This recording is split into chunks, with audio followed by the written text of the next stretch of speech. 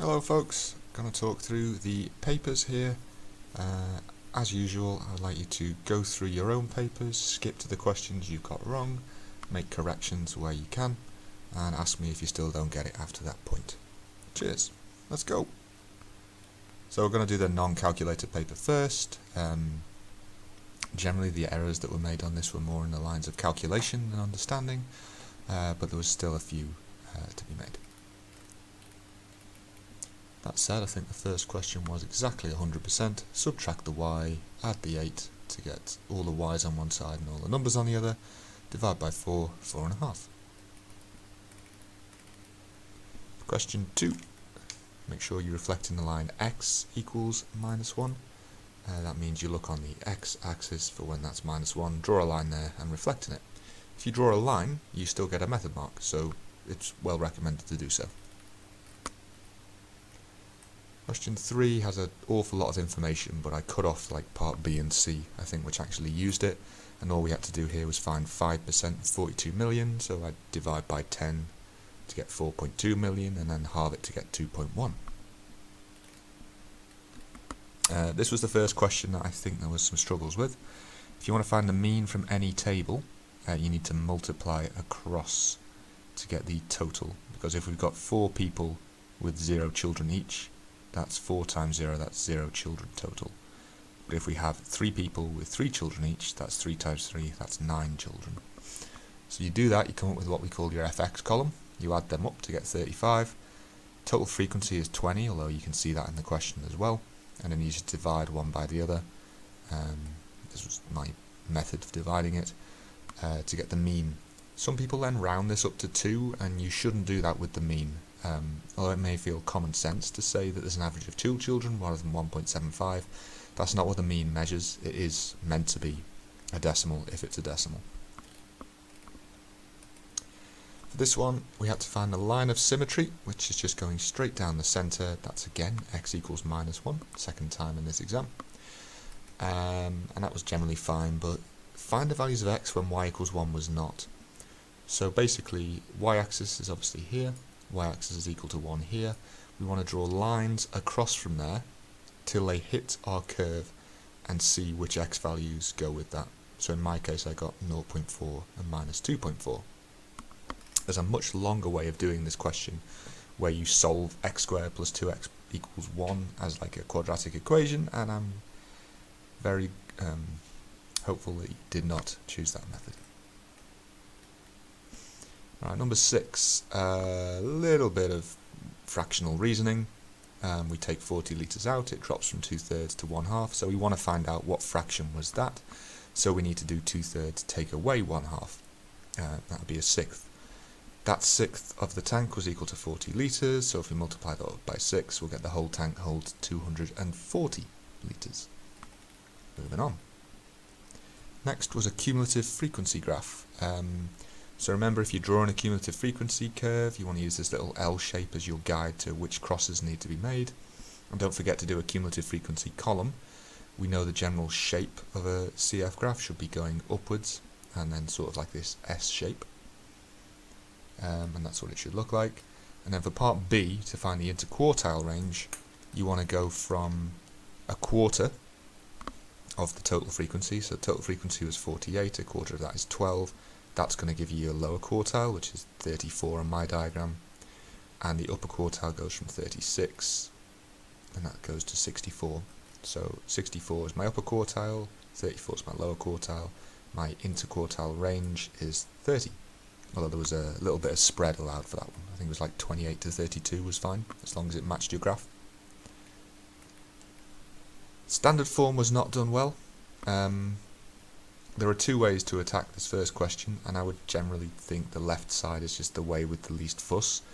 You just write down the numbers, and remember, if it says 2.3 times 10 to the 6th, that means we have 6 digits after the first digit.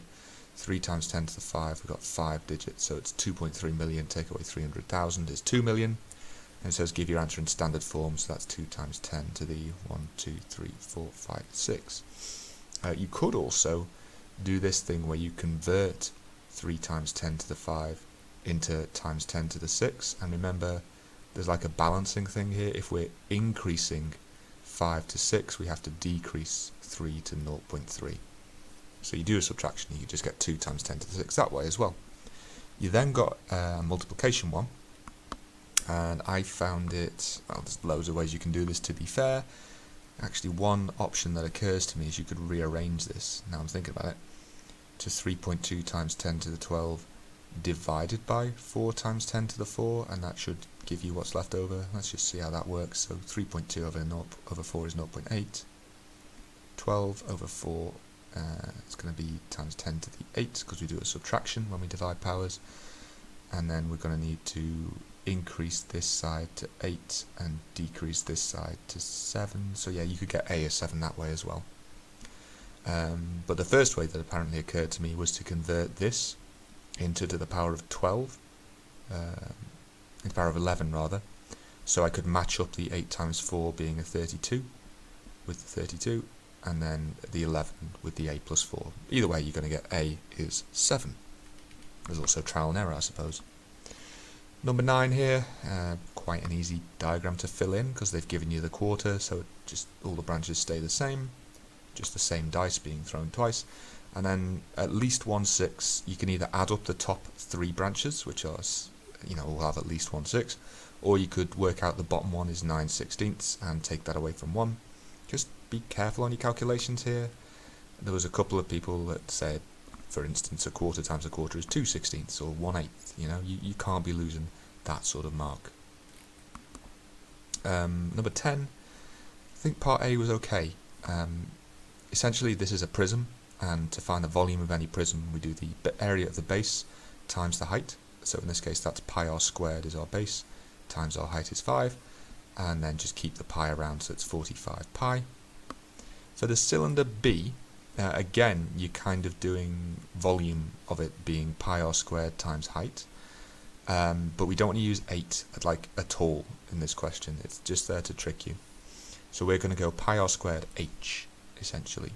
Pi r squared is 36 pi for this big cylinder, and the volume therefore is pi r squared h, 36 pi h, and that's got to be equal to the volume that we found in part A. So equal to 45 pi, cancel out the pi's, and then divide by 36 to get yourself to 1.25. Loads of ways of getting there. I found simplifying it as a fraction was nice. Then a couple circle theorems questions. So we have the rule of right angle in a semicircle to start with, so it's 26 degrees. You didn't need to give the rule, but it's worth knowing. And then alternate segment. So remember, alternate segment is that bottom right is equal to the top left, and this would be 51 over here as well. For C, we use tangent plus radius, and it says you must show your workings, so I'm trying to name the things I did.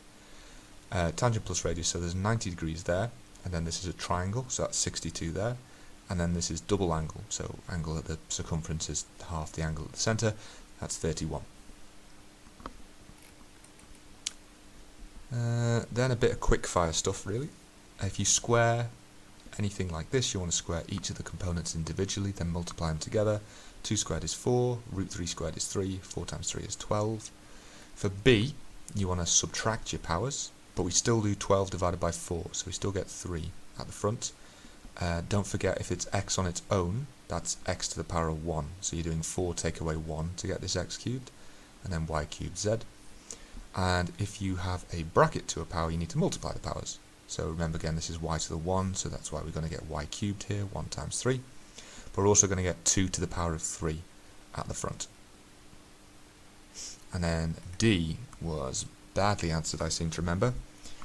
There are 3 parts to this. There's the negative sign, which means we're going to flip whatever answer we get.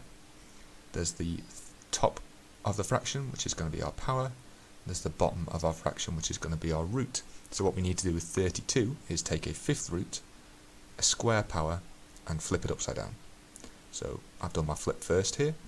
5th root of 32 is 2. It's got to be small, it's got to be even, so you could try 2. And that goes like 2, 4, 8, 16, 32, yep, to the power of 5 works out. And then square it, 1 over 4. This is definitely one that would be worth knowing. It comes up on, I would say, every non-calculator paper. And then we get to the tricky last 2. Firstly, we've got solving a quadratic equation, and we've got the solution, and we want to work out what the equation was that we started with, essentially. There's two ways you can do this. So the first way is a quadratic formula approach, which is to write out the quad formula for this equation, which should give us our solutions. The only thing we know is that a is 1, but we can work with that. So we've got minus b plus or minus, etc., all over 2. And then the approach from there is just going to be to take this over 2 and multiply it across. So we end up with just the numerator of that is equal to 6 plus or minus 2 root 13. You can then immediately tell from that that b is going to be minus 6 because it matches up with the minus b matches up with 6. And then the trickier bit is working out what this b squared minus 4c is. You need to change this 2 root 13 into a single root. And the way we do that is we convert 2 to root 4, and so that becomes root 52. And so we know that b squared minus 4c is 52, because we're comparing this bit with this bit. So b squared we know, because we know b is minus 6, so b squared is 36, and then we can get that c is minus 4. The other way that occurred to me is you could reverse engineer it from the solution. This is like a completing the square-ish approach. So you'd start with x equals 3 plus or minus root 13, and then you'd rearrange it to make it into a quadratic. So you'd take away the 3, then you'd square it, both sides, to get rid of the square root. Then you'd expand this bracket, and you'd subtract the 13 to get x squared minus 6x minus 4 is 0. And that must be the equation we started with, and again we can get b as minus 6 and c as minus 4. This is probably like the smarter way of doing it, but I went with this way first. Lastly, question 14 was actually quite a nice 6 marker if you onto it, because we have y equals this and we have y equals this, so the two bits on the right must be the same as well. So we can just say x plus 3 is the 2x squared plus 4x plus 1. We can make one side equal to 0, because that's what you do with a quadratic. We can factorize this, either use MAM or just spot it, or use a quadratic formula to get your values of x, that's another option. And you should get that x is 0.5 or minus 2, and then the value of y, because y is x plus 3, is just 3 more than that. So if you look at like the comparing the amount of work, I actually think this 3 marker was harder than this 6 marker, but ah well. Moving on to the calculator paper. There's one particular double page which killed everybody, so I'll try and focus on that when I get to it, but we'll talk through it all. First question, we basically needed to find the area of a semicircle, so pi r squared and halve it, and a trapezium, so a plus b over 2 times h. Add those two things together, you get your total 46.14. It does say state the units of your shape, which is the sort of phrase that you don't want to miss out on an exam, because it loses you a mark if you didn't write centimetres squared there, or if you wrote something completely different. Polygon rules we should know by now. Interior sum is the way that I'm attacking this one. It doesn't have to be, I suppose. Interior sum is sides minus 2 times 180, so 12 minus 2 times 180 gives us 1800, and then divide it by, the 12 different interior angles that we've got to get that one interior angle, or x, is 150. I guess the other way we could have done it is that the exterior sum is always 360, so we could find an exterior angle was 30, and then we could take that away from 180 to get the interior angle being 150. Experiment. Number 3. The key phrase here is underlined here. EF is the angle bisector of AED. That means that this angle here is split exactly into 2 parts by this line. So what did I do for this? First thing I said, well, this is 70, because it's a supplementary or C angle with the 110. When you see parallel lines, you should always be thinking, where's the alternate, where's the corresponding, where's the supplementary? They want me to use that. Then I said this is 100 at the top, because it's on a straight line. Makes sense. And so I could figure out that this whole angle here adds up to 110, because it's on a straight line with the 70. And then half that gives me 55 here. inside the triangle, and then I've got a triangle with 100 and 55 and y, so y must be 25 degrees. There's probably like 4 more ways of doing that, that's just the way that occurred to me. Number 4 was just a question of reading it carefully. Millimeters, centimeters, so first thing change your millimeters to centimeters, yep, that was always there. And then do your circumference is pi d, so pi times 4.6, and then round it to the nearest centimeter, so 14. Actually not a bad question, but one where you can lose marks if you skip through it. Number 5, just Pythagoras, 7 squared and 24 squared is x squared. Don't forget to square root, job done. That's one of the classic Pythagorean triples, by the way. 7, 24, 25, it's like 5, 12, 13, or 3, 4, 5, you know, all those good ones. Number 6, this was find the equation of a line, and they gave you a thing to draw it on, which helped.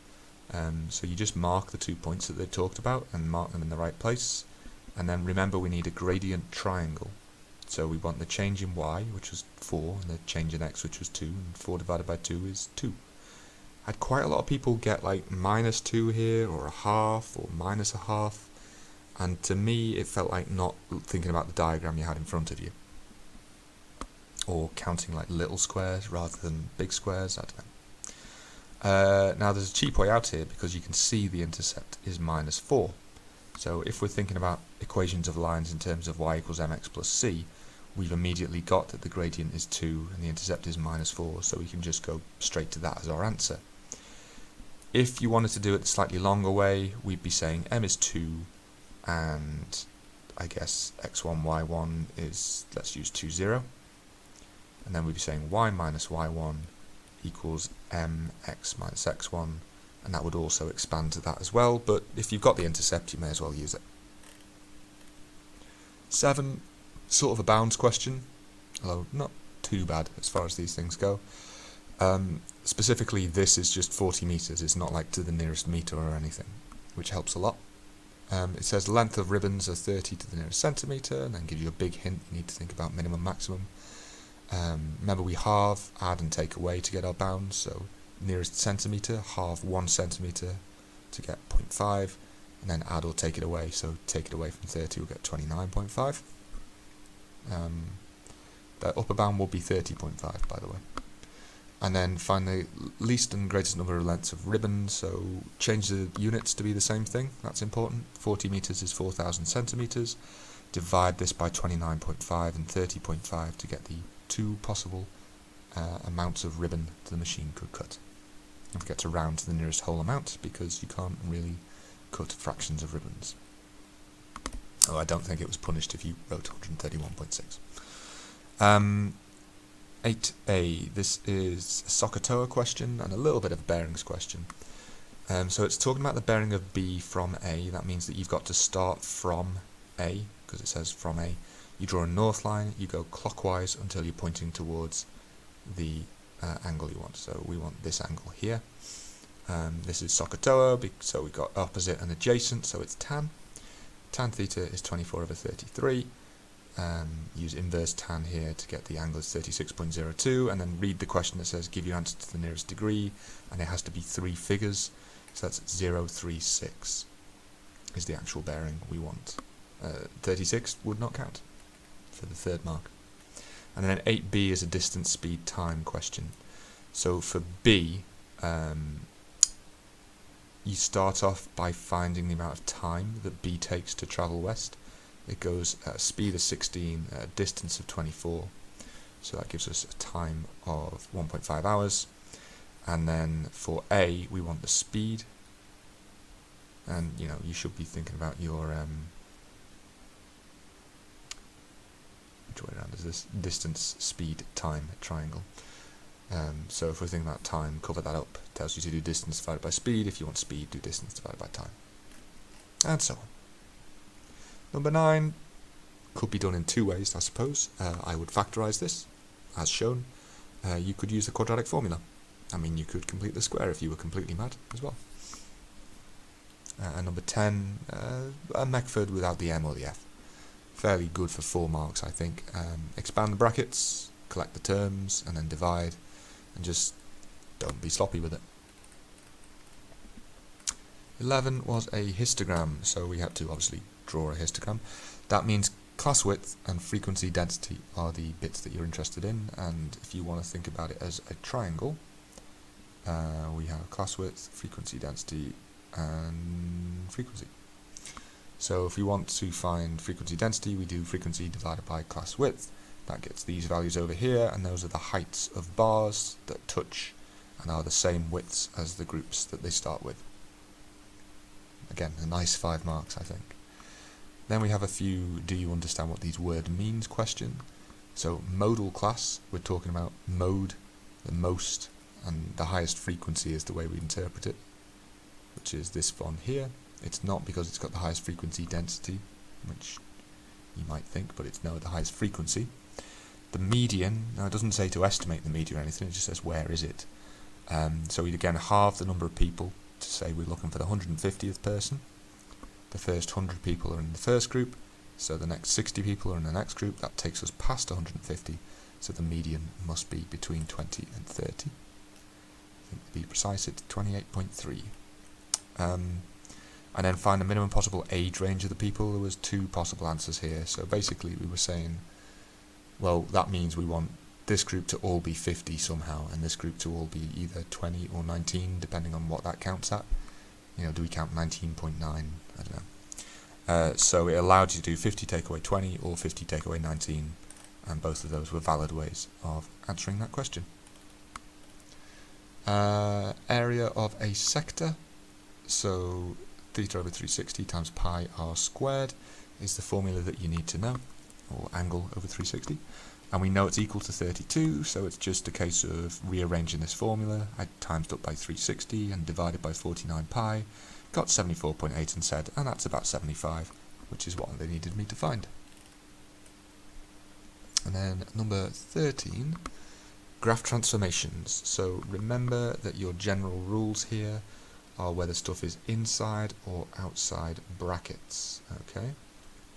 So if it's inside, you do the opposite of what it says to your x values, and if it's outside, you do what it says to y. So the first one, that -4, is clearly outside of the bracket, so we take away 4 from the y values, which translates it down by 4. I don't think you needed to write -4 on the grid here, but it would be there. You just needed to show it underneath. For b, outside the bracket again, that's going to triple my y values, which makes it steeper, because if you have like a y value of 1, it's now a y value of 3, it's above it. And then for c, inside the bracket, so we'll put -2, do the opposite, to x values, which will move it 2 to the left. Again, I don't think you needed to have this -2 for the mark, but it would be there. And then the question which killed a lot of people, and I wasn't really sure why, but I think it's to do with the base. Well, there's 2 things really. People kind of wanted to see a a difference of 2 squares on the top. So I had a lot of people wanted to say this is x plus 2x minus 2, but it's not x squared minus 4, it's x squared minus 4x. And in that instance, and on the bottom as well, you can take out a common factor before you start trying to factorize. So x goes into both of these things on the top, so we should take it out. 3 goes into both these things on the bottom, so we should take it out. And then that leaves you with x squared minus 16, which is a difference of 2 squares, and just x minus 4 on the top. Cancel those 2 out.